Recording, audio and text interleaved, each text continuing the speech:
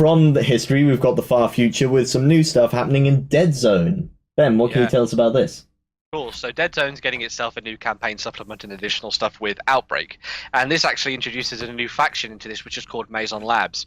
Now, Mazon Labs are effectively the umbrella corporation of the Deadzone world. So if you like the idea of playing as horrible scientists who are using the plague against their enemies, this is the kind of faction you want to go for. So they're going to be getting a whole bunch of new models coming out soon. But the other big thing about this is that if you've played Star Saga, you actually have a faction and a whole bunch of models in that box that you can use in Deadzone. So there's a nice little bit of cross compatibility between the two here. But yeah, they've talked about it in a little bit in a couple of previews, showing off some of the characters. Like you've got Dr. Lucas Croyer, you've got Guard Commander Graves as well. You've got the security guards that are sort of marching around the facilities and trying to keep everything in check. And then of course you've got some of the big huge plague beasts that you can now bring into your faction to use against your enemies. Sort of like test subjects, I guess you'd say. Another thing I want to point out as well in that news story is we actually featured a battle report there from a YouTube channel called Weight of Fire, where they actually go through using this faction on the tabletop. So if you're interested in looking at sort of how they play, there's an option for you there as well, which I thought was very cool. But it's nice to see them expanding on Deadzone, getting a little bit more in depth with the skirmish side of things here as well, and exploring the world of Warpath in some new and different ways as well. So yeah, very cool indeed. Nice stuff from Mantic.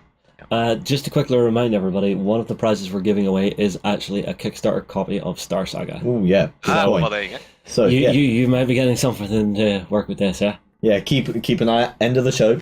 Don't forget. Don't be running on.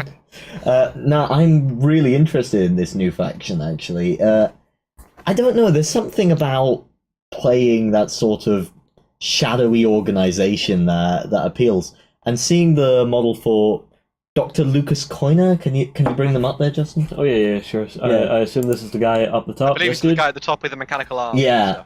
I mean, the bionic work. I love that model. That is just a brilliant character piece. I could even imagine him getting converted by some people to use as a tech priest for Warhammer. Yeah, maybe. You can easily do that. Yeah. If you put more red on him, obviously. But yeah, of course. Yeah. Well, you can't have a tech priest choosing a different color. No. The wardrobe consists of red, and rusty red. Pretty much red and metal pieces, accessories. Yeah. Well, yeah. So he has a bits box. Yeah. So very cool stuff happening there.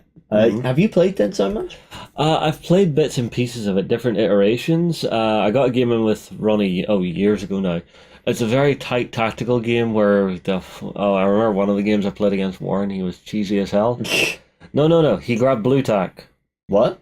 Yeah, he grabbed blue tack and he blue tacked his miniature on top of a wall, saying, "Now I'm on top of the wall. I can see you and I can shoot you."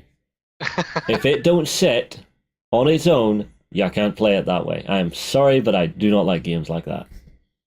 Wait, I don't think there is anywhere in the Deadzone rulebook that says you can use blue tack as a gaming aid.